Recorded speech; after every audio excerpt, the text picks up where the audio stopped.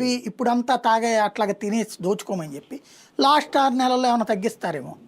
But 6 నెలల్లో వీళ్ళు తగ్గించినా ఆ దోచుకునే వాళ్ళు తగ్గించరు, అప్పుడు మునిగేది మునుగుతుంది. కాబట్టి అది తేల్చుకోవాల్సింది ప్రభుత్వం. కానీ ఎన్నికలకు ముందు వీళ్ళు చెప్పింది అంతా క్వైట్ ఆపోజిట్ ఏమో, మేము వస్తే నాణ్యమైన మందు నిజాయితీగా ఉన్నారు వాళ్ళు చెప్పండి, ధరలు కూడా తగ్గిస్తామని చెప్పారు కదా.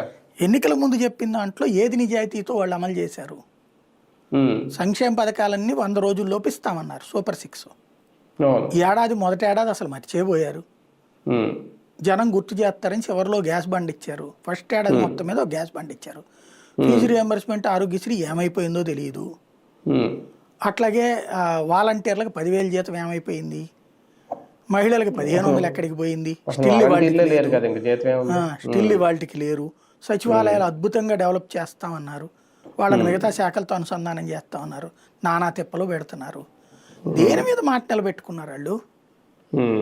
మాట తప్పడం మడమ తిప్పడం అన్నటువంటిది జగన్ అన్నారు. కొన్ని అతను మంచి నిలబెట్టుకున్నాడు, 1-2 విషయాల్లో తిప్పాడు. వీళ్ళు అసలు మాట నిలబెట్టుకోవడం అనేటటువంటిది ప్రమాదం. అదేదో మనకు గనక cigarette smoking is injurious to health అన్నట్టు వీళ్ళ నినాదం ఏంటి అంటే assurances implementation is injurious to health of the government అన్నట్టు అనమాట. కానీ ఒకటి సార్, ఇప్పుడు దాదాపు రోజుకి 5 కోట్లు వస్తుంది